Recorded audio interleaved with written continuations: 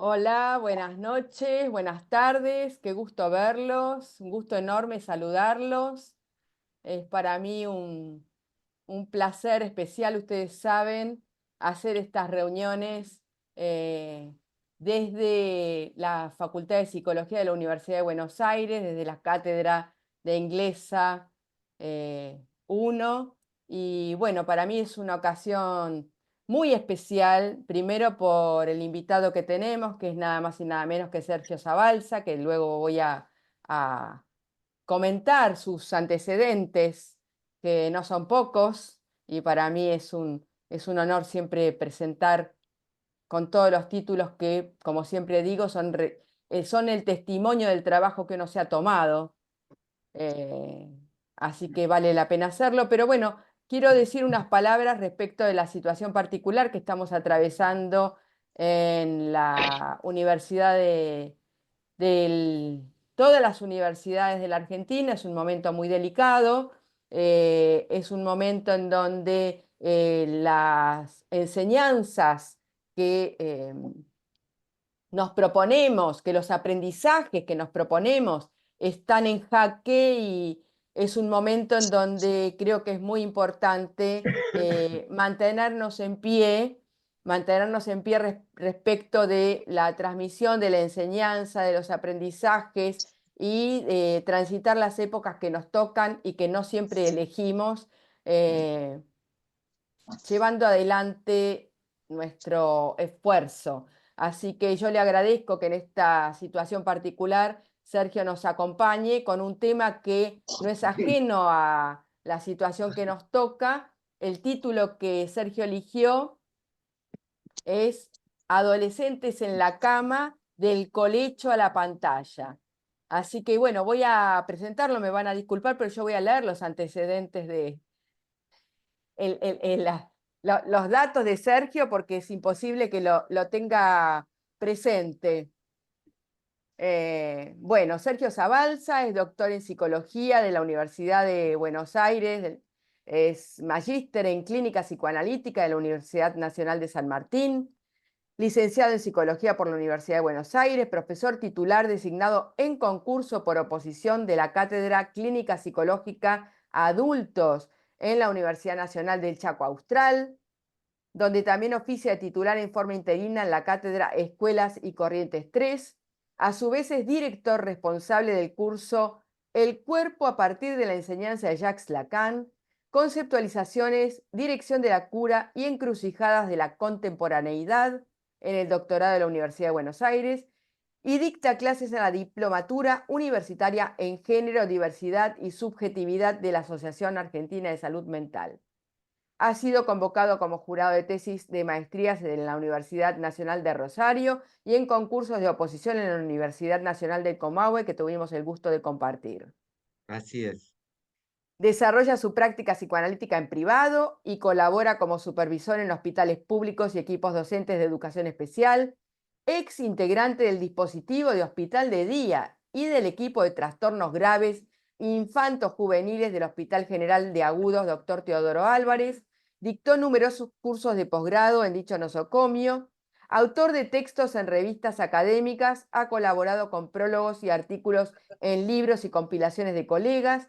Entre sus libros, que por supuesto recomiendo, figuran La hospitalidad del síntoma, Arte y clínica en el hospital de día, El lugar del padre en la adolescencia, Neoparentalidades, El porvenir de la diferencia, La palabra que falta es una mujer, en coautoría con Carolina Rovere, Intimidados en Internet, El cuerpo impactado, El cuerpo en Lacan, De la imago Salvador al Parletre, todos de editorial Letra Viva. En septiembre de este año publicó Relatos para volver de la noche, su primer libro de crónicas. Lleva publicados más de 300 artículos en los diarios Página 12, que algunos tuve el gusto de leer y que fueron realmente un disfrute para mí, y preocupante porque no deja de ser una muestra de muchas cosas que suceden, en Clarín y en Perfil, como también numerosos trabajos en la revista Imago Agenda y el sitio del psicoanálisis El Sigma, en el que coordina la sección de lecturas. Dicta cursos online en la comunidad Russell, Es usualmente convocado por medios radiales y televisivos para tratar temas relacionados con la práctica clínica y aportar opiniones desde el punto de vista psicoanalítico sobre cuestiones relativas a la actual subjetividad. De modo tal que, ¿qué les puedo decir? Para mí es un honor enorme y yo creo que va a ser un encuentro de lo más fecundo. Así que la propuesta es que Sergio nos va a comentar lo que tenía pensado respecto a este tema y luego vamos a dar lugar para preguntas, comentarios e intercambios. Así que Sergio, adelante, te Muy escuchamos. bien, está empezando.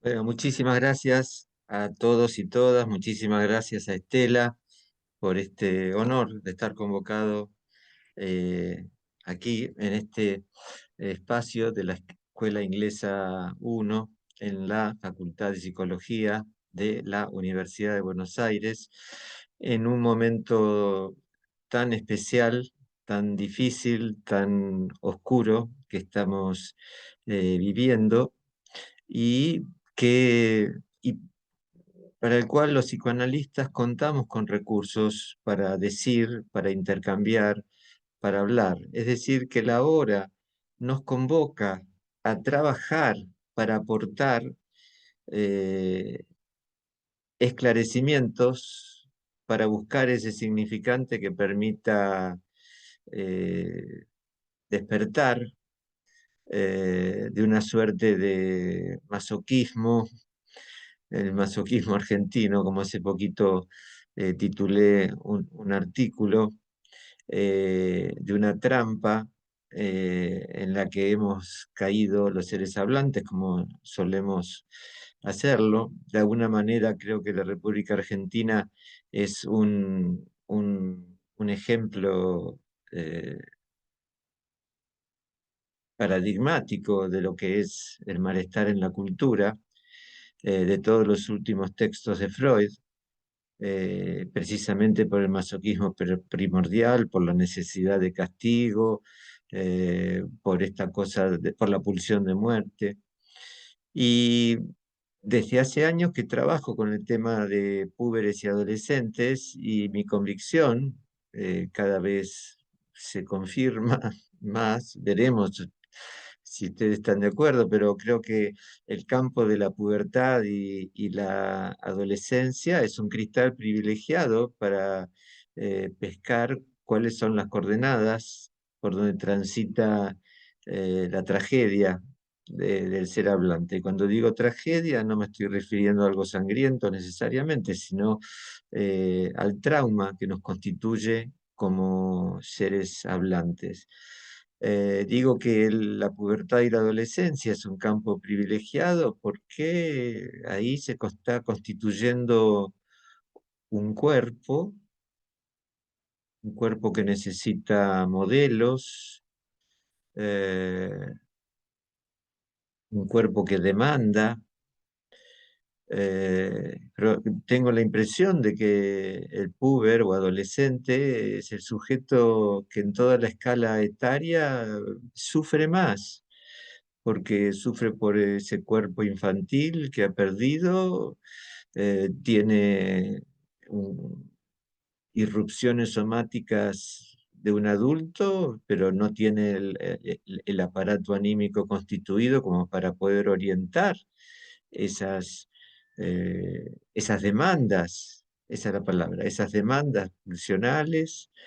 eh, Se le enfrenta un todo o nada en en el mundo simbólico al cual está apareciendo. Eh, Me viene a la cabeza, por supuesto, el texto El despertar de la primavera de Bedequín, y ese final que quizás ustedes lo han leído, donde aparece un espectro a que lo invita a la tumba al protagonista. Y en ese momento aparece el enmascarado, que le habla de la dignidad de estar vivos y de la aventura que es la existencia. Y podemos preguntarnos quién es el enmascarado hoy en la Argentina. ¿Quién es ese que nos puede permitir eh, poner un semblante, construir una ficción, construir un proyecto que nos saque de esto que es un delirio? No me interesa centrarme en personas, ni si fulano o tal o cual es canalla, porque en todo caso si es un canalla fue elegido, de manera que eh, tenemos la locura, de alguna u otra forma es patrimonio de todos y todas. Eh, ¿Cómo construimos ese enmascarado? Elegí este título con la invitación tan generosa de Estela, Adolescentes en la cama, del colecho a las pantallas, eh, porque tengo la impresión de que hay una suerte de horizontalidad entre entre hijos, hijas y padres, madres, entre hijos, hijas, entre niños, niñas y adultos, que está haciendo mucho daño, que forma parte del programa anarcocapitalista. De hecho, el mal avenido señor Marra hace unos meses aconsejaba a los jóvenes exprimir a los padres. Él mismo se había salido de la casa de sus padres recién a los 34 años. Parece que le fue mal a ese muchacho y hace tiempo que no lo convocan. Pero bien, sus palabras fueron muy representativas. Eh, y tenemos esta noticia brutal, reciente, de la decisión de la Comisión Nacional de Valores en cuanto a autorizar a los púberes, es decir, mayores de 13 años, para invertir en el mercado de valores. Eh, y hoy enfrentamos esta locura, este ataque a la universidad. De manera que mientras se ataca a la universidad, los jóvenes pierden la chance de estudiar, los desempleados aumentan y como contraprestación, bien, apuesten a la timba en un escenario donde las adicciones online, las apuestas, están cometiendo estragos, ¿eh? Están haciendo estragos. Eh, ¿Por qué digo que esto forma parte del proyecto narcocapitalista? Mi impresión, y me gustaría que ustedes después den su opinión, porque esto es una hipótesis desde ya, es que el anarcocapitalismo intenta barrer con toda ley, pero no solo la ley que está escrita, la ley que constituye el aparato anímico. Yo tengo la impresión de que en definitiva el proyecto narcocapitalista atenta contra la ley del incesto. Hubo intentos ya en Suiza presentados en el Parlamento suizo respecto de eh, que no sea delito cometer incesto. Ah, y la tendencia eh, en términos psicoanalíticos sería eh, establecer una suerte de perversión generalizada en base a la restitución del falo materno. Eh, Ustedes saben, y si hay alguno que no es psicoanalista o está familiarizado, puede preguntar con todo gusto, que los seres hablantes eh, padecemos el, el trauma de estar desarraigados de la naturaleza por efecto del lenguaje. La castración, lo que se llama la castración simbólica, es precisamente esta imposibilidad de llegar al referente. El lenguaje tiene capacidad referencial, pero no podemos llegar al referente. ¿Cómo se vive, cómo se ilustra esto en la experiencia del ser hablante? Eh, la famosa envidia del pene de la que hablaba Freud no es envidia del pene del varón, es envidia del pene de la madre. Esto es un absoluto delirio, porque hasta nuevo aviso, aquellas que ofician de madre, en fin, no tienen pene, son mujeres. Pero el delirio es, no toquen a mamá, me ama a mí, y, y mamá no necesita a nadie, pero el trauma es que necesita otro, es decir, la castración de la madre. La castración de la madre es el trauma por el cual hablamos y del cual nace el mandato exogámico. Bien, si yo me quedo en casa y no salgo y exprimo a mis padres, estoy atentando contra ese mandato exogámico. Si el mandato es quedar encerrado, no necesito a nadie, yo tengo las pantallas, estoy eh, llevando adelante un proyecto que va en contra del mandato exogámico.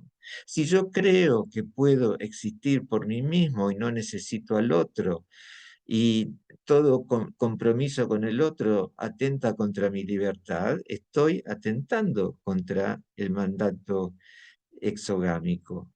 Esto, en términos estrictamente psicoanalíticos, sería restituir el falo materno.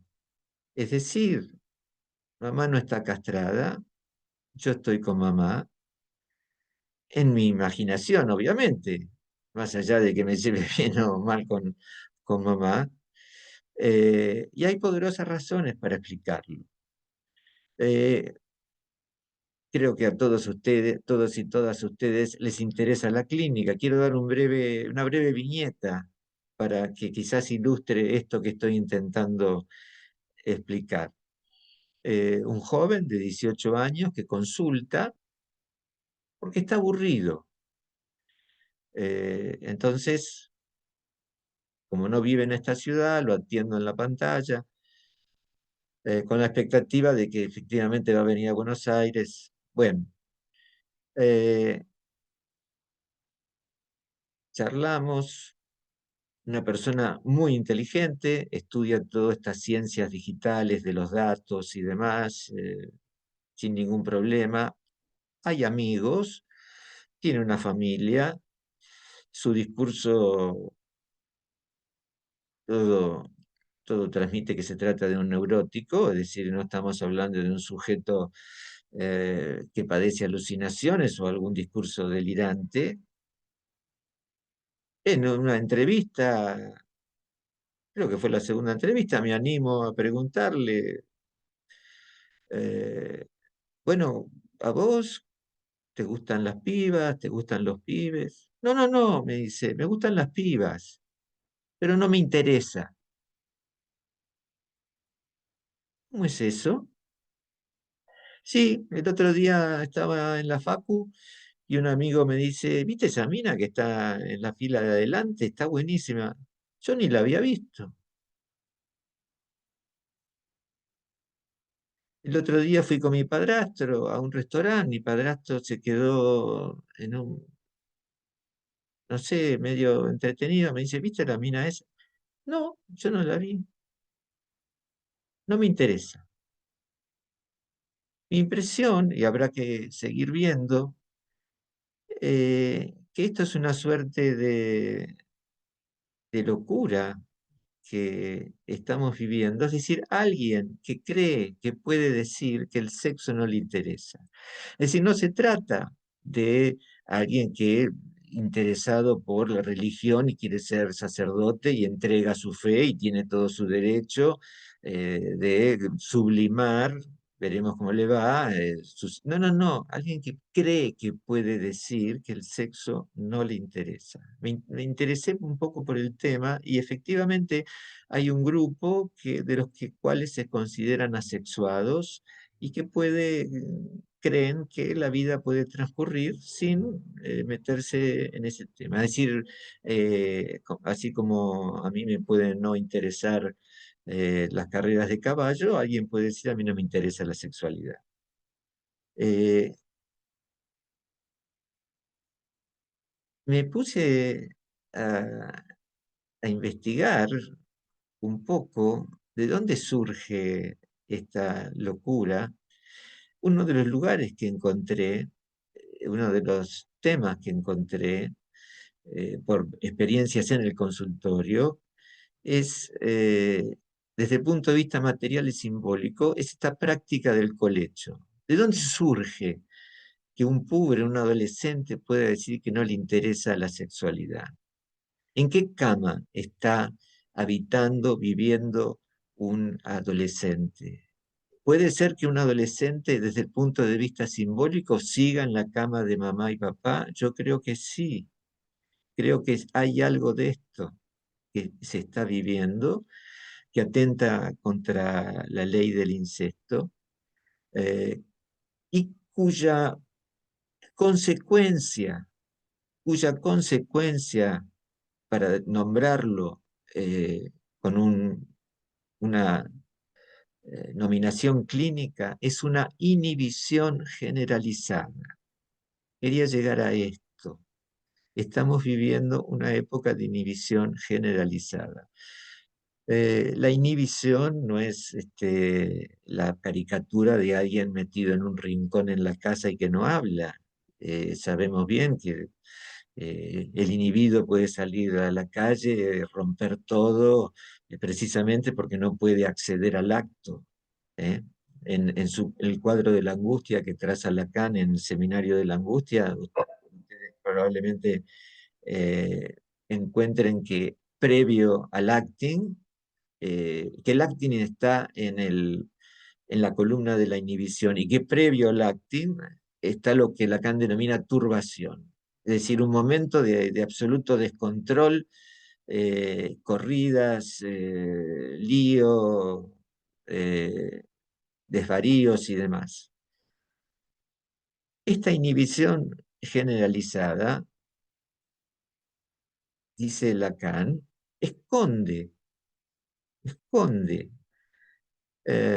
un deseo que va contra la función natural. Lo dice así, es muy raro escuchar hablar a Lacan de función natural, pero lo dice así, un deseo que va contra la función natural. Mi impresión por la lectura que intento llevar adelante de los textos lacanianos y freudianos, es que ese deseo que va en contra de la función natural, es el deseo de madre, quedarme con mamá.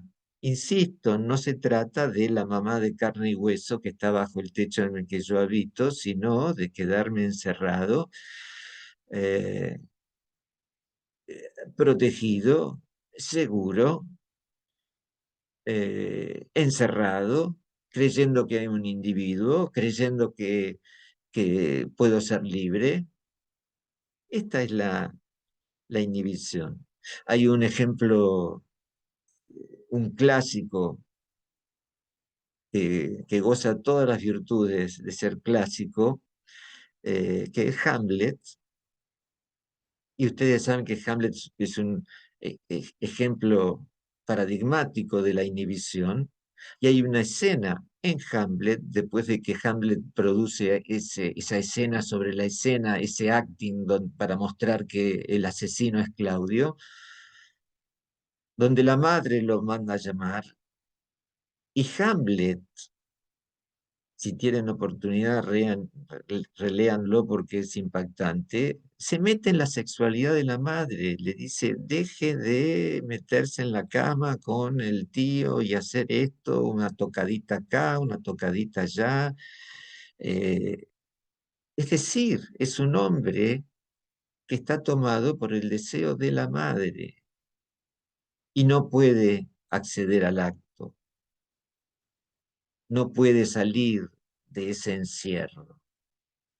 Bien, todo lo que se está haciendo eh, desde el proyecto anarco-libertario y desde otras esferas, precisamente abona esta inhibición generalizada que está haciendo estragos entre sujetos púberes y adolescentes. Tenemos esto para discutir y por eso agradezco tanto a Estela la invitación. ¿Qué hacemos los psicoanalistas cuando tenemos pacientes eh, aconsejados por médicos en la práctica del colecho? Es decir, no es lo mismo tener en la cama a un chico de 1 año que tener a otro de 2 años, de 3, de 4, de 5, hasta llegar hasta los 11 o 12 años. Una paciente, madre, le dije, esto es aberrante. Solo al escuchar esa palabra pudo hacer algo para cortar con esa situación. Creo que sí, que esa es una de las palabras. Esto es aberrante. Es decir, esta horizontalidad que se está dando entre hijos y padres está haciendo estragos. Detrás de esto hay una flagrante degradación de la autoridad, una pauperización de la función paterna.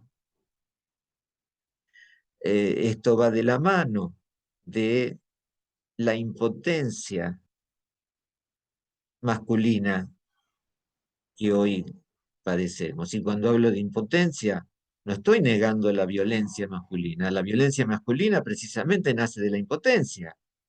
Aquel hombre que puede hablar, que se puede hacer cargo de los errores, no necesita la violencia. Eh, Aquí estoy transmitiendo para mí en qué estriba la función paterna y poder hacerse cargo de los errores. Para mí este es el punto básico de la función de la autoridad, poder hacerse cargo de los errores. Eh, y bien,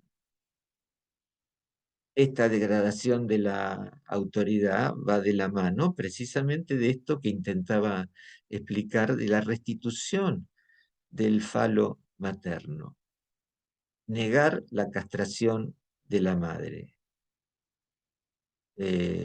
la perversión generalizada, niños amos. Hay que preguntarles de todo, si está de acuerdo, si no está de acuerdo, porque esa es la mejor manera de dejar a un chico de 3, 4 y 5 años desamparado. Hay cosas que no tiene por qué decidir ni no tiene por qué pensar. Las piensa papá y mamá, punto. Una persona, un alumno, me dijo, lo que pasa es que si yo lo saco de la cama, estaba hablando de su hijo de 4 años, me siento un hijo de puta. Y le dije, en ese momento tenés que ser un hijo de puta. Lacan lo dice en el seminario 4 cuando habla de la función paterna en términos de una función casi degenerada, en esto de separarlo de la madre. Eh, pero hay toda una corriente lamentable por la cual que abona esta situación del colecho. Digo material y simbólico porque se da en la práctica, pero también se da en lo simbólico por esta horizontalidad que hoy vemos en los consultorios, donde cuando digo padre no me refiero tanto al hombre, sino me refiero a la autoridad. ¿Eh? Eh, no se anima, que no se anima a ejercer la autoridad, porque ejercer la autoridad supone una sesión de narcisismo muy grande. Aquellos que tienen hijos púberes y adolescentes, bueno, han sufrido lo que es el cambio en el mejor de los casos, de un chico de 11 años que hasta ese momento creía que vos eras un tipo bárbaro y pasan 6 meses y cree que vos sos un flor de pelotudo. Y es una sesión de narcisismo enorme, el enfrentar a, a una hija, un hijo que eh, genere todo, todo ese rechazo. Hay que, bien, ustedes estudian Winnicott y saben lo que es esta cuestión de confrontar y la sesión de narcisismo que supone confrontar y la sesión de narcisismo que supone no tener expectativas, estar allí para enunciar una ley y sostenerla, sin esperar que haya un joven púber o adolescente que acepte y que diga, qué lindo lo que decís, papá, estoy de acuerdo con vos, olvídate porque eso no existe. Bien, pero tenemos esta contraprestación, tenemos este correlato, que esto va cediendo paso a una suerte de horizontalidad que, por supuesto, cuanto más restitución del falo materno, cuanto más perversión generalizada, cuanto más rechazo a la sexualidad, más adicción a las pantallas. Es decir, no hay que hacer un gran desarrollo para convenir que todo está dado para generar esa ilusión nefasta de la cual no necesito al otro. Miren, este joven que se atiende conmigo en la pantalla y que me dijo, y que dijo, no me dijo, y que dijo, no me interesa, eh, no me miraba a mí en la pantalla, miraba el cuadradito abajo. Es decir, que ni siquiera el contacto con la mirada eh, era una necesidad para esta persona. Lo interesante es que rastreando eh, apareció una mamá, es decir, le pregunté bien con quién convivía, dice, con mi madre y con mi padrastro. Ajá, ¿y tu papá? Mi papá falleció. Ah, ¿y qué edad tenías cuando falleció tu papá? No sé. ¿Sabes cómo se conocieron tu papá y tu mamá? No sé. Es decir, y como bien sabemos, detrás de la inhibición y detrás de un acting hay un duelo mal resuelto, que es Hamlet, nuevamente. Y Hamlet está en la cama con la madre. Pero no había un orden legal que le permitía tal cosa, ni tampoco le permitían o lo instaban a apostar en el mercado bursátil. El acting tiene que ver con un duelo más resuelto.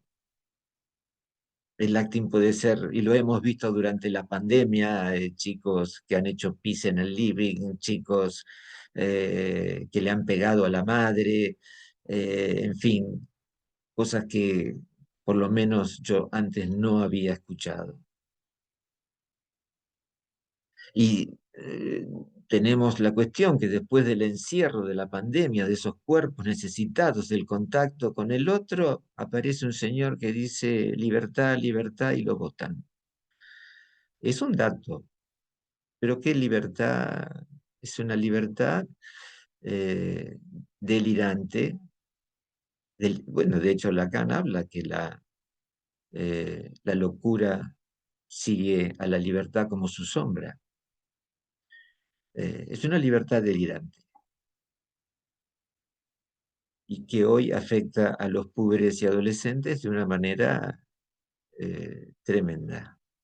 Es decir, estamos frente a un Hamlet que también está muy enfocado en el ser, porque todo el discurso neoliberal se trata de ser, de estar, de pertenecer, que sos, eh, hasta incluso, y esto es un tema delicado, en todo lo que tiene que ver la elección sexual, sos gay, sos lesbiana, sos hombre, sos mujer, sos fluido, todo enfocado en el ser. Y sabemos que el ser es una trampa, porque cuanto más enfocado estés en el ser, más enfocado en vos mismo, más encerrado y menos dispuesto a abrirte. Bien, esta eh, perversión generalizada, que hoy, a mi entender, en Argentina es una muestra eh, paradigmática, tiene entonces como a la inhibición como uno de sus pilares fundamentales. Y dice Lacan algo muy importante, la inhibición es un asunto de cuerpo. Y da este ejemplo, el escritor que está inhibido para escribir tiene todo su interés psíquico puesto en la mano. Yo lo tuve que leer varias veces porque me parecía algo tan brutal. Y sin embargo, y sin embargo, la inhibición es un asunto de cuerpo, ya sea porque me quedo encerrado, metido en la pantalla, en esa postura sedente durante horas, o porque no puedo acceder al cuerpo del otro, bajo todo tipo de tonterías y de cuestiones. Eh, ¿Quiénes somos los convocados para decir algo? Y bien, los adultos, por supuesto, cada uno en su familia o lo que fuere, pero los analistas me parece que nos merecemos algún diálogo, alguna eh, in- interlocución respecto de las prácticas que abonan eh, esta, o que más bien atentan contra el mandato exogámico. Está también esta cuestión, quizás esto va a traer discusión, ojalá que sea así, esta cuestión de la teta. Bueno, ¿hasta cuándo? 3 años, 4 años. No, lo que pasa es que el médico me dijo que para calmar la ansiedad, lo mejor es la teta. Esto es falso, es absolutamente falso. La ansiedad se tramita con palabras. Yo tenía una paciente que venía al consultorio con su hija de 2 años a quejarse de que la hija no hablaba y eh, la- mientras me contaba esto le daba la teta a la hija. La ansiedad que hoy es queja, no sé cómo les va a ustedes, pero cada paciente que llega dice que padece de ansiedad porque está de moda. La ansiedad se tramita con palabras, no con la teta.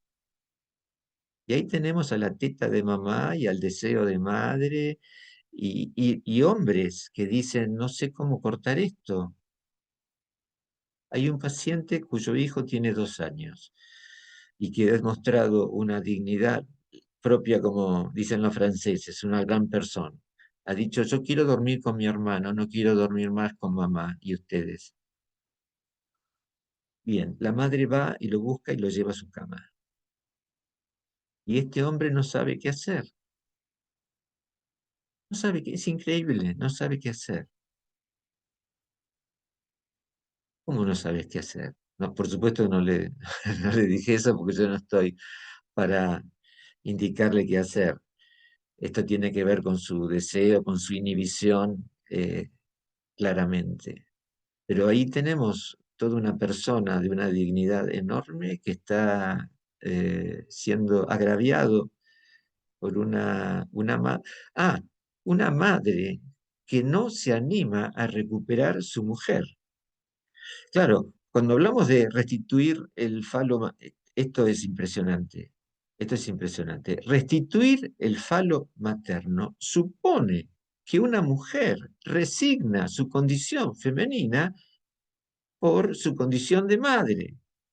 Es decir, que tenemos una suerte de diálogos, de instancias que no se escuchan, porque en el siglo donde las mujeres, y por suerte, y bienvenido, los feminismos y los discursos de la diversidad sexual se hacen oír, tenemos esta locura de restituir el falo materno y de mujeres que se refugian en su condición de madre ¿para qué? Para no hacerse cargo de su condición femenina. Y rechazar la sexualidad. Se entiende por qué se rechaza la sexualidad. Es lo más traumático que hay. No sé cómo les va a ustedes, pero en fin, tener pareja, enamorarse de alguien, es meterse en algo muy, muy complejo, muy complejo. Eh, digamos que rechazar la sexualidad, rechazar la muerte. Por eso la inhibición y por eso el acting. Esto es Freud. ¿Qué es lo que no se puede pensar? La muerte y la sexualidad.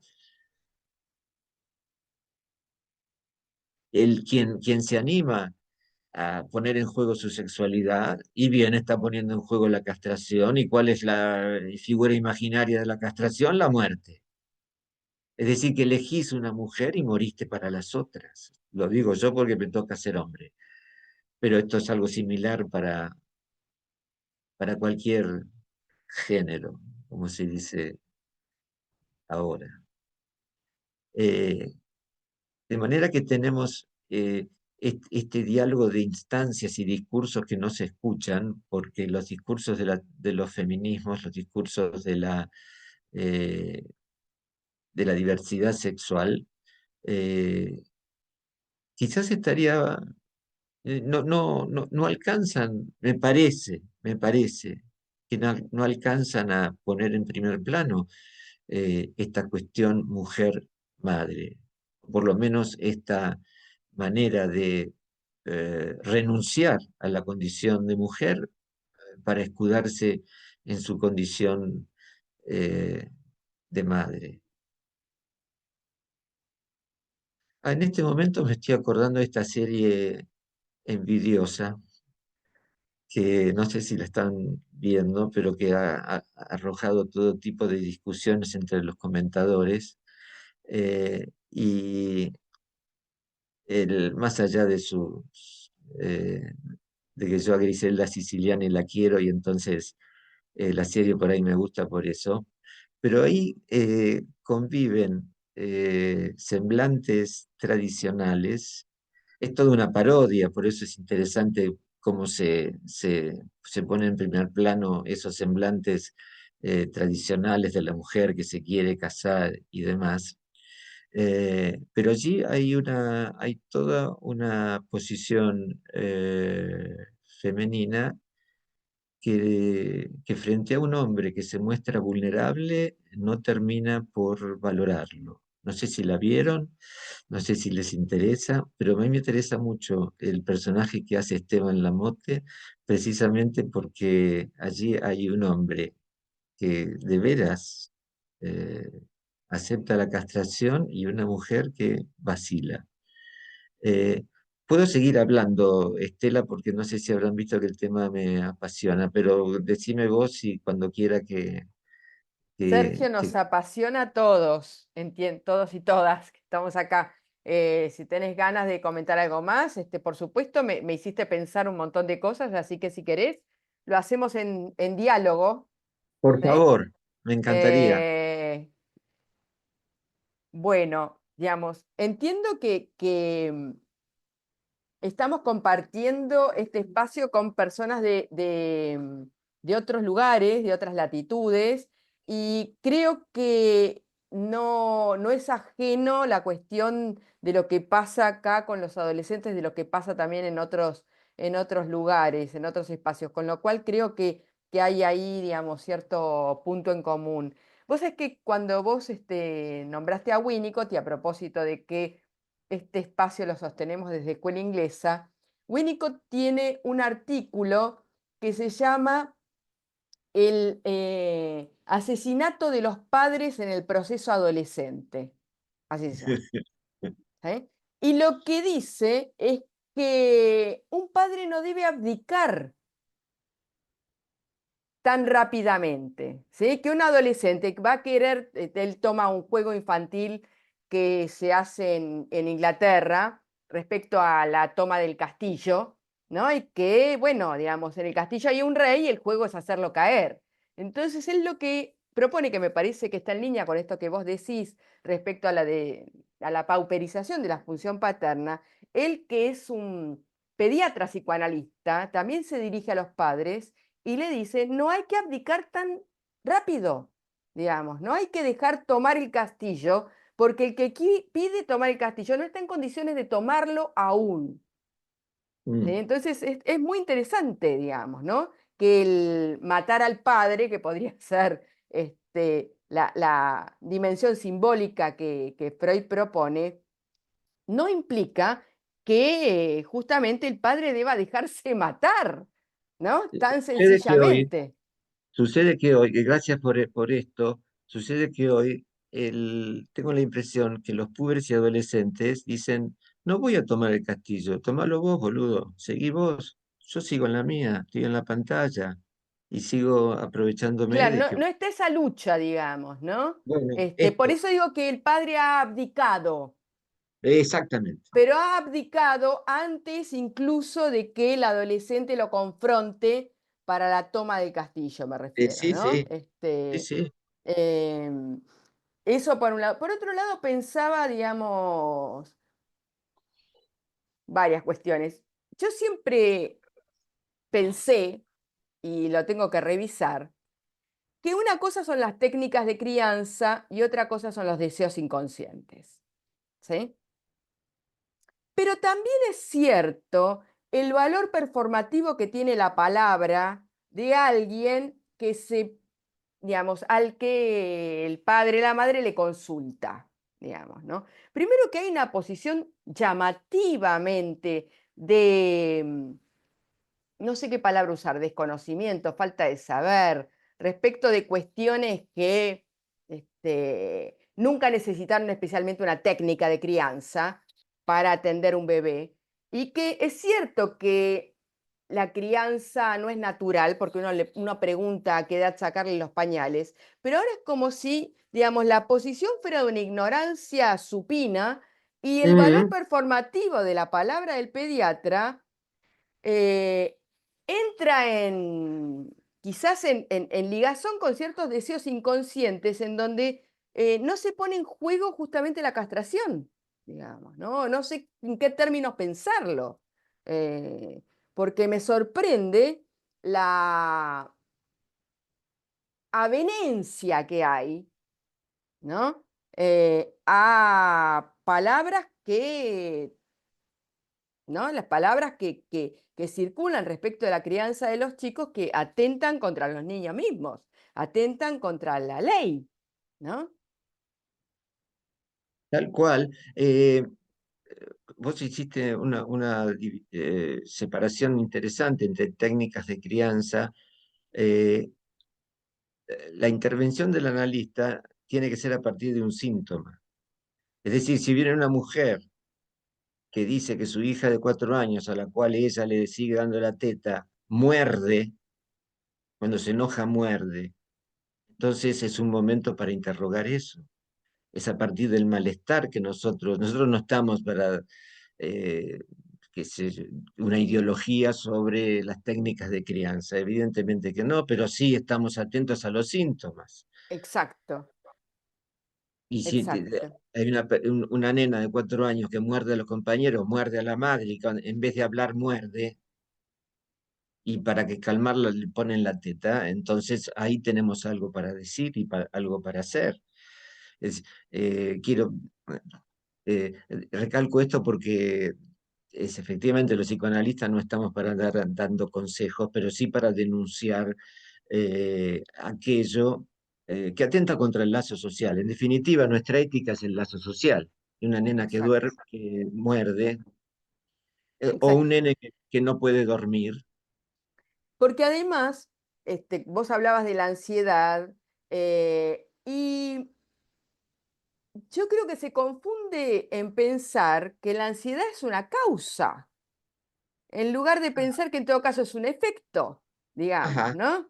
Que porque soy ansioso, porque tengo ansiedad. Bueno, en todo caso, en lugar de calmarla nada más, teniendo en cuenta que la ansiedad no es causa de nada, digo en el sentido de que no vale como causa, interrogar algo de ubicar ahí como cierto efecto, ¿no? La ansiedad como un efecto. Después, por supuesto, se calmarán con palabras o con lo que fuere, por supuesto, siempre en esa línea, pero me parece que se pierde de vista la dimensión de efecto, digamos, ¿no? Bueno, trajiste un tema enorme que es esta cuestión de la ansiedad que yo había mencionado así al pasar.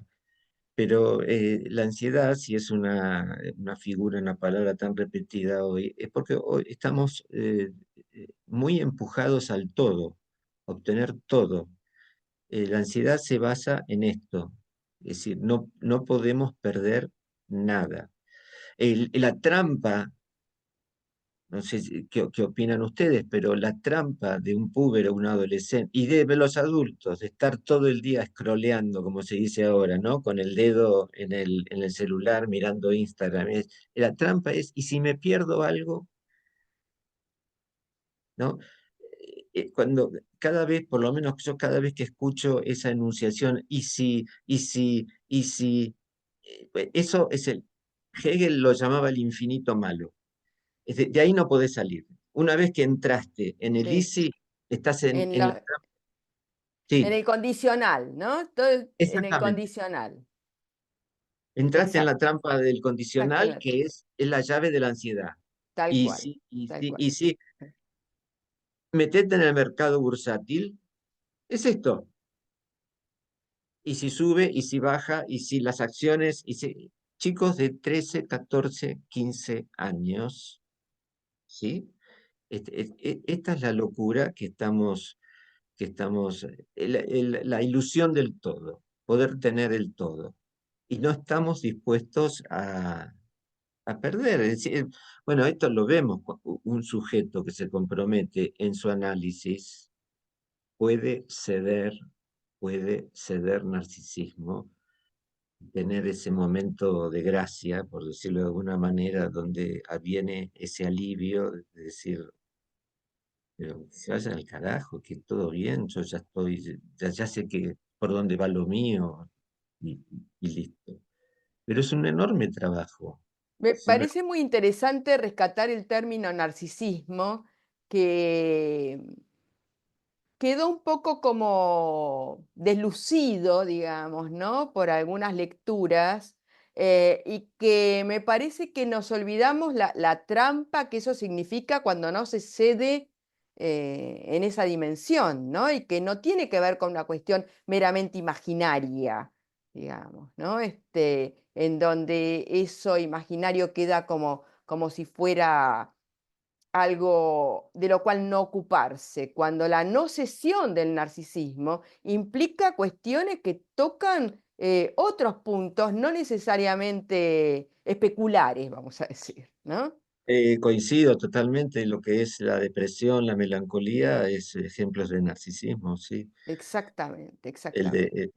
la depresión es cobardía moral, dice Exactamente. Y que por el otro lado, Freud lo plantea como el conflicto entre el yo y el superyo, con lo cual no hay que olvidarse los imperativos que están en juego en la dimensión narcisista. Sí, Este imperativo al todo, por ejemplo, no deja de ser una cuestión superyoica. bueno, yo no mencioné el super yo, gracias por el super yo, porque toda esta cuestión de la perversión, el perverso es perverso podrá saber jugar su perversión mejor o peor. Pero el neurótico que quiere ser un perverso, le va mal, tarde o temprano le va mal.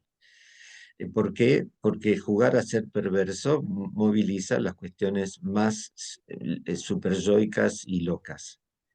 Eh, y bueno, por ejemplo, este empuje a la ansiedad, el ISI y demás, y este reproche de no haber logrado. Yo no sé si les pasa a ustedes, pero yo recibo gente algunos adolescentes y adultos que se lamentan, no de no tener trabajo, que sería bastante entendible, se lamentan por no tener el problema económico resuelto. ¿Qué es tener el problema económico resuelto? No, listo, yo ya no, de la guita no me preocupo más. Yo recibí un chico de 17 años que decía, yo cuando tenga 25 años no quiero laburar más.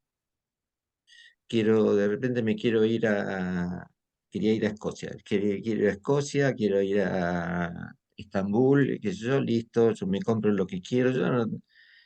¿Y cómo lo pensás hacer eso? Interesado, ¿no? Bueno, con las bitcoins y todo esto. Antes de lo de la Comisión Nacional de Valores, ya estaba en el discurso esta posibilidad. Tener el problema económico resuelto. Es tener todo y creer que por eso uno ya está libre, tranquilo y feliz. Es es un, bueno, es un claro delirio y un mandato eminentemente superyoico. Súper rico. Así es. Bueno, ¿te parece, Sergio? Abrimos el espacio para preguntas, comentarios, intercambios, así que pueden Me encantaría. levantar la mano, yo les habilito el micrófono. No les habilito a todos el micrófono porque realmente hace mucha interferencia y mucho ruido y estamos grabando, pero bueno, los que tengan ganas de vuelvo, comentarios, interrogantes, preguntas. Críticas. Críticas, obvio, obvio, obvio. Obvio. Hola, yo quiero hacer una pregunta, queridos, y un comentario, querido. Hola, ¿cómo estás, Dayana? Susan, Muy Dayana. bien, muy bien. Qué deleite tenerlos a los dos. Yo estoy ahorita así metida, fascinada. Fíjense, les quiero comentar que acá en México, todavía hasta hace muy poco y todavía el colecho no se ve mal, salvo en uno que otro terapeuta psicoanalista, pero la mayoría de los, me refiero a los psiquiatras, psicoanalistas, psicoterapeutas, este, no le ven ningún aspecto negativo desde lo psíquico, o sea, dan argumentos así como que, bueno, pues si está chiquita, tiene miedo, pues qué le puede hacer la madre, qué pasa, no pasa nada, no exageremos, ¿no? Incluso les voy a hacer llegar un programa muy famoso acá que se llama Diálogos en Confianza. Luego yo llego a salir ahí. Ese día no, porque yo había dicho de qué están hablando, ¿no? Entonces el discurso era eso. Y además quiero pensar que como acá en México la figura de la madre también, todavía hasta hace poco, y por todo un siglo, yo creo que desde la conquista de los españoles, ha sido idolatrada la madre. O sea, se compara a las madres de carne y hueso con la madre de Dios, con la Virgen María, que se quita el pan de la boca y no lo da. Entonces yo creo que desde allí puede estar habiendo esta idealización de que dejen a la madre con su niñito y si tiene miedo, ¿cuál es el problema, no? Pero qué bueno que están diciendo esta otra parte del engolfamiento, ¿viste? La no individualización, la no exogamia, el quién soy yo, ¿no? Si no tengo a mamá, eso me gusta. Y la otra cuestión es esto, cuando dijo críticas, ¿no? Ahorita que vi la palabrita, anoche estaba leyendo a Silvia Bleichmer justamente y decía que tenía una niñita de 11 años que no aprendía nada, que, bueno, la madre tuvo que ocuparse de la hermanita porque tuvo un accidente la hermanita. Entonces la niña queda a cargo de la abuela a los 6 años, un poquito antes, pero lo que decía Silvia, que era una abuelita muy narcisista y no le preguntaba nada, que si vos querés esto, no, se hace porque se hace y vos sos mía. Entonces dije, wow, ¿no? Lo estaba leyendo anoche. Y entonces dice que quedó tan impregnada, pegada, pegoteada a la abuela, que además no, si no pensaba la abuela, ella no pensaba, porque si no piensa la abuela, no pienso yo. Entonces no Mm. podía tener una lógica de aprendizaje.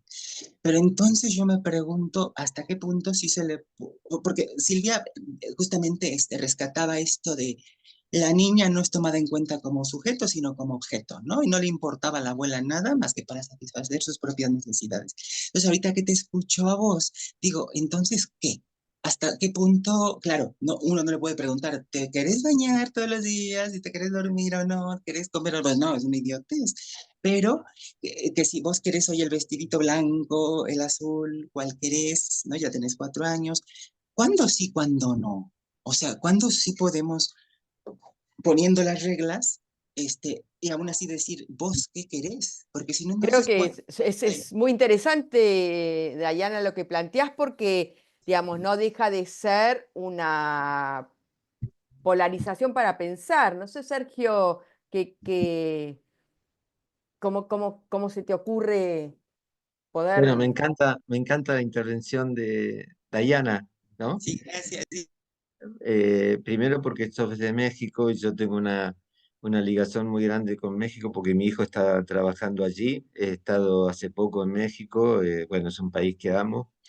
Ah, Eh, Así que incluso mañana tengo que dar una conferencia en la Universidad de Michoacán y por culpa de Estela Eisenberg metí todo el tema del colecho.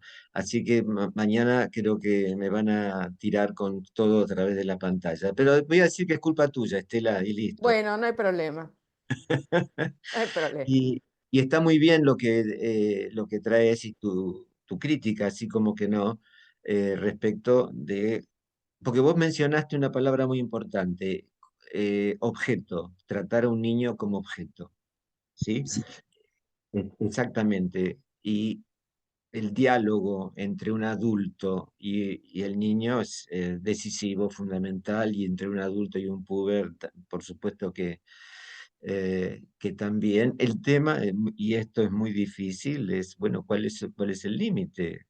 Ah, ¿Somos amigos los padres y los hijos? Bueno, no. No somos. Sin embargo, hay personas que creen que los hijos pueden ser amigos de los padres. No, es una relación disimétrica. No hay simetría en esa relación. No hay simetría en esa relación. De eso manera que Silvia, en el mismo párrafo, nada más ese comentario. Sí, lo mismo dijo Silvia en la lectura que hice anoche, eso, la simetría total. exactamente. Entonces sí, por supuesto. Y es muy difícil ser papá. eh, Papá igual culpable, porque todos los que hemos trabajado hemos hecho el trabajo de padre, tenemos cosas para reprocharnos si le hubiera dicho, si no le hubiera dicho, si le hubiera decidido, y demás, y eso, bueno, ¿por qué? Porque no hay manera de saber, cada situación tenés que, pero lo que no podés, el error, creo, fundamental, es retroceder. Esto que traía Estela recién respecto de abdicar. Me parece que lo que no podemos y lo que está sucediendo hoy es que aquel que ocupa la función paterna retrocede. Esta es la degradación de la autoridad de la que eh, comencé a hablar. Bueno, Acá muchas gracias. tenemos Sí, a Anita Mata. Hola, Anita, ¿cómo estás? A ver. Hola, hola, Hola, muy Anita, ¿cómo contenta estás? de Bueno, qué verte. bueno que nos acompañen. Sí, sí, Igualmente. ¿cómo están? Y bueno, primero pues agradecer la claridad del tema y el tema en sí mismo, porque pues en esta época donde todo es tan políticamente correcto y todo está bien y todo se vale, pues la gente huye a este tipo de situaciones. Y a veces es muy difícil plantearle a los pacientes que sí hay que hacer ciertos cortes, nos guste o no, nos parezca o no, o sea, es así. Y creo que hay una situación de que de repente con la tecnología como que ciertos diques de realidad y de tiempos, como que las fantasías omnipotentes se nos desatan. Es muy fácil porque de repente ya pues no hay un límite para nada, ¿no? O sea, es pues si tú quieres y cuando tú quieras y como tú quieras. Y digo, entiendo que sí hay cosas que son como muy, muy cómodas y son buenas, ¿no? Pero de repente la mente necesita cierto límite, cierta estructura que yo noto que no se está dando. eh, y creo que es un paradigma que por lo menos viene desde los 80s, con toda la revolución tecnológica. O sea, este asunto de que los padres sean amigos de los hijos fue un paradigma que empezó con mi generación y que uno por más que, pues que se lo repite a los padres, de así de, no, mire señor, o sea, hay frases muy duras como de que, pues, si tú eres amigo de tu hijo, pues tu hijo tendrá otro amigo más, pero no tendrá un padre, ¿no? Y hay gente que no, como que no reacciona, o sea, bueno, a mí me cuesta mucho trabajo, a veces con los papás y con los niños también. Entonces agradezco que se hable así como de contundente sobre el asunto, porque también noto que la comunidad sí está como muy, muy, pues sí, renuente a meterse en ese tipo de controversias. Y también pues la gente entiende pues me queda claro que todo mundo, hemos estado en este sitio, cada quien entiende lo que le conviene, ¿no?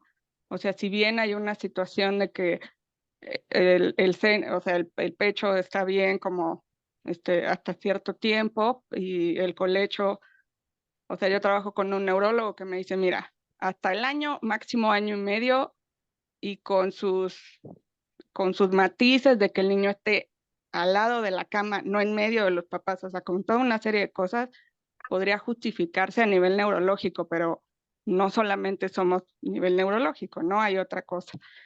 Y bueno, la gente entenderá lo que quiere, ¿no? O sea, si hay una marca como quizás en medicina física que lo dice, y ya después los padres pues se unirán con sus propios asuntos, ¿no? Pero creo que es importante marcar como ¿cómo se llama?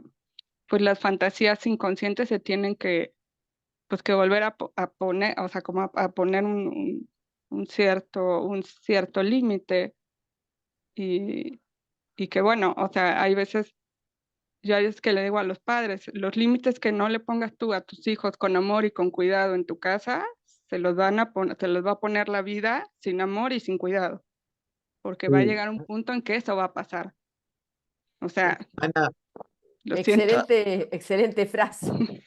tal cual. Sí, Ana, pues sí. sabés que a propósito de esto que vos traes, me parece que lo mejor que le puede donar un papá o una mamá a un hijo es la posibilidad de estar a gusto solo.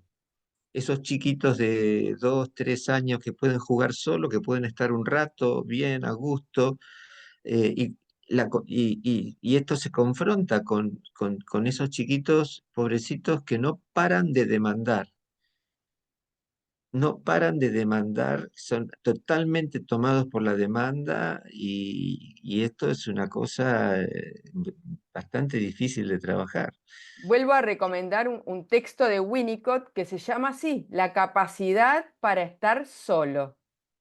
Eso. Así se llama. Y es de que un chiquito pueda jugar con la madre ahí, pero sin necesitar a la madre. Exactamente, con la ¿No? madre ahí, pero sin necesitar a la madre. Exacto. Es esto, es esto.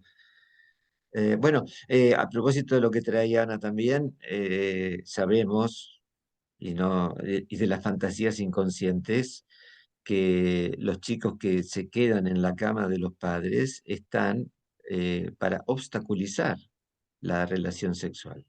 Es decir, que esos chicos están recibiendo un deseo muy mal orientado.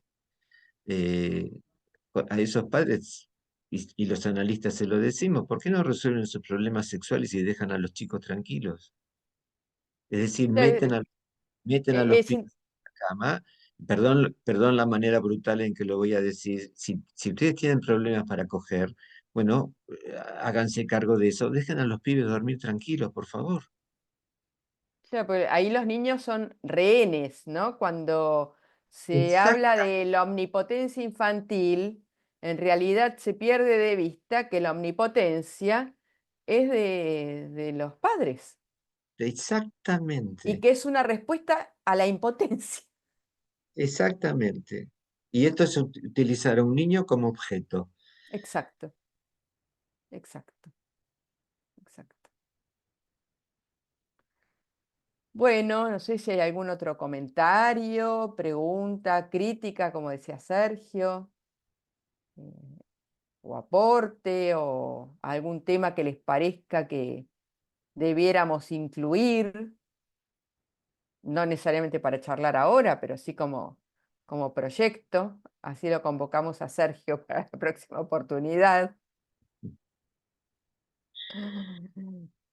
Me encantaría poder que nos dijeran, ya que estamos en las frases como lindas, o muy bien, que suenan bien al oído, ¿qué se le puede decir a una madre o a un padre que insiste en decir, bueno, pero es que mi hijo tiene 8 años, mi hijita tiene 10 años, y no pasa nada, dormimos muy a gusto? ¿Cómo? Así como de frasecita que estamos diciendo, como, porque son necios, ¿eh? Muchos son necios, que no, ¿qué tiene de malo? El moralismo, ¿cuál es el problema? Pero ¿cómo le podemos decir? Si lo tuviéramos acá enfrente, ¿qué le dirían ustedes, Estela y Guillermo? O sea, ¿qué? Dayana, el tema es qué síntomas tiene esa pareja y qué síntomas tiene ese chiquito. Si vos estás atendiendo a la madre y la madre te trae su relación con el hijo, cómo le va en la escuela, si tiene compañeros y demás, y qué problemas trae, yo me animo a decir, a preguntar cómo es la habitación de fulanito, con quién duerme, y si no lo trae, y esto es para discutir, pero me parece que un analista ahí no tiene nada que hacer, porque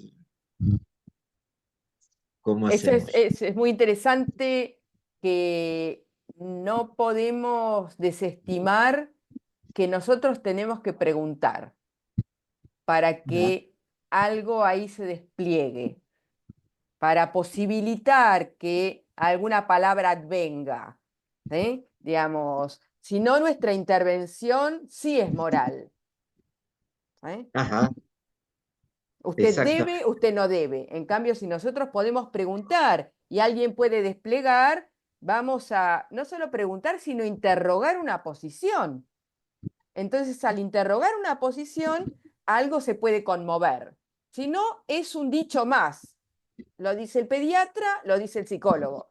Digo, para corrernos Exactamente. de esa posición, me parece que es muy importante que haya un despliegue, y ese despliegue es una invitación a tomar la palabra para que ahí algo, como dice Freud, se manifieste. Y es de ahí, desde esa lectura, que nosotros podemos hacer, donde vamos a poder conmover algo de la posición. No desde un decir con el Sí, dedo, digamos, ¿no? entonces les digo brevemente, una chica de 30 años casada con un chico de 30 años, tienen un hijo de 10. Ella consultaba porque estaba muy enojada con la madre, Esperá, porque Dayana, te quiero decir esto. rápido. Esto va grabado a YouTube. Sí, no, que estoy ¿eh? quitando la edad, Ok, estoy quitando ok, datos, ok, sí, porque ella tiene más edad, ¿eh? ok, Tiene ok, más edad. ok, ok. Yo aviso por las dudas. Sí, y el niño tampoco es la edad. Sí, yo sé, gracias, Estela, gracias. Entonces, ella de repente cuando se pelea con el marido, duerme con el chico, pero como ya está entrando casi a la adolescencia, yo le dije que a él, allí sí se le podían despertar unos deseos eróticos por ella. Ella no lo estaba erotizando, pero bueno, yo lo leí desde allí, ¿no? O sea, desde el riesgo, como les digo, que acá nadie dice nada, yo lo que llegué a ver era eso, ¿no? Entonces decía, ¿a poco sí? Bueno, ya veré, y así se pasó casi un año, ¿no? Bueno, Como dice Guillermo. Entonces, allí que, ¿no? ¿Viste? O sea, el niño a se ver, duerme. nosotros podemos tirar muchas sogas, el otro se tiene que agarrar de la soga que tiramos. La verdad es esa también, ¿no? Como que no siempre, digamos, a veces, digamos, lo que sucede es que nada sucede, que no se termina de impactar, ¿no? En, el decir no termina como impactado por nada. Entonces, bueno, tampoco uno puede hacer magia. Parece que en ese punto. ¿Hay alguna intervención? Discúlpame que te interrumpa, Dayana. Gracias. Hay una intervención Adelante. de José Fernando ¿Querés leerla, José? ¿Querés que te habilite el micrófono? ¿Aló? ¿Me oyen? Hola, José, sí, José Sí, Fernando, muy buenas. qué bueno Buenas noches a escucharte. todos y a todas. ¿Cómo No, estás? es la Adelante. pregunta de que a veces damos por presupuesto que tenemos claro qué es la función paterna, ¿no? Y creo que allí hay una confusión grande, ¿no? Nosotros en Latinoamérica provenimos de incluso, ¿no? De pseudopatriarcados donde impera el abuso, la tradición esclavista, el sometimiento al otro, no solo a la mujer, ¿no? Sino a las clases bajas. Y si no hay en el psicoanálisis, también creo yo, una propuesta de reinventarla, una nueva manera de pensar la función paterna. Creo que habría que hacer un poco de ruido con esa idea porque creo que el psicoanálisis se aparta del sentido común autoritario y patriarcal y propone algo novedoso, ¿no? Y es la idea de una función paterna creadora, ¿no? Creo que eso no lo tiene el patriarcado, ¿no? El patriarcado es aplastante, ha sido en la tradición nuestra, no sé, sé que hay tradiciones patriarcales pues muy simbólicas, ¿no? Pero no podemos seguir idealizando el viejo patriarcado y nos toca reinventar, creo que la función paterna de otras maneras, ¿no? No solo de una sola, de otras maneras. Eso es todo. Pero es simplemente un comentario, pero también es una pregunta, ¿no? No sé qué piensan ustedes. José Fernando, ¿de dónde sos? Colombia, Cali, Colombia. Ah, qué lindo. Bueno, qué gusto hablar con vos. Bueno, importantísimo esto que marcás, sí, porque tiene que ver con construir un semblante de hombre en este siglo y de allí qué rasgos tendría la función paterna. Eh, Lacan, que dice que es muy freudiano, decía, de lo que consiste la función paterna es poder transmitir un deseo. Eh, es decir, ahora si un padre transmite un deseo, entonces está abriendo a la salida exogámica, está permitiendo que ese hijo o hija se abra al mundo, que se conecte con pares, que despliegue sus habilidades. Transmitir un deseo supone todo eso. A mí me sirve pensarlo así, pero esto que vos preguntás es todo un proyecto. ¿Qué Pero es? Sí, perdón. es muy interesante diferenciar la función paterna del patriarcado. Es muy Sí, importante, porque muy la bien. función paterna ni siquiera tiene que ver con que el papá esté vivo, con que haya un papá vivo. O sea, que es una función que ni siquiera requiere de un cuerpo presente. Puede estar muerto, puede haber muerto en la guerra, es algo que incluso Lacan dice y también Freud se transmite por la palabra materna. Entonces a mí me parece muy importante diferenciar función de patriarcado porque efectivamente, como vos decís, Sergio, la función de un padre es unir el deseo a la ley. Entonces se desea acorde a la ley. ¿A cuál ley? A la ley del incesto. Entonces se desea acorde a la ley en la exogamia. Entonces, si hay alguna función paterna, efectivamente, como decís Sergio, tiene que ver con el deseo acorde a la ley y no requiere ni siquiera de un padre sentado a la mesa. Es una función. Por eso me parece muy importante tu pregunta, José, para diferenciar patriarcado de función paterna. Así que bueno, la verdad que te agradezco la intervención porque nos permite darle estas vueltas, digamos, ¿no? Que me parecen muy, muy valiosas. Qué bueno. Bueno, no sé si hay alguna otra pregunta, intervención. Eh, por mi parte, súper agradecida a Sergio y a todos los que hoy nos acompañan, todos y todas. Me encanta a mí este espacio, ¿qué les puedo decir? El encuentro con los psicoanalistas y con ustedes me hace pensar, me enriquece, aprendo es un intercambio, así que las puertas están siempre abiertas. Ustedes saben que los encuentros que propiciamos son para que todos puedan participar. Son abiertos a la comunidad. Así que para mí un lujo total. Muchísimas gracias, Estela, por la invitación. Ha sido muy, muy grato intercambiar con vos y con todos estos colegas y de diferentes partes de Latinoamérica. Un gusto, realmente. Muchísimas gracias. Muchas gracias a todos por participar y vamos a subir a YouTube este encuentro, así que para que lo difundan, para los que no pudieron estar y para los que lo quieran volver a escuchar. Bueno, les mando un beso enorme, los queremos No, muchas mucho, gracias. esperemos estar mejor y nos vemos la Beso próxima. grande, sí, sí, buena suerte allá, sí. Muchas gracias. Gracias a Gracias. todos. Chau, chau.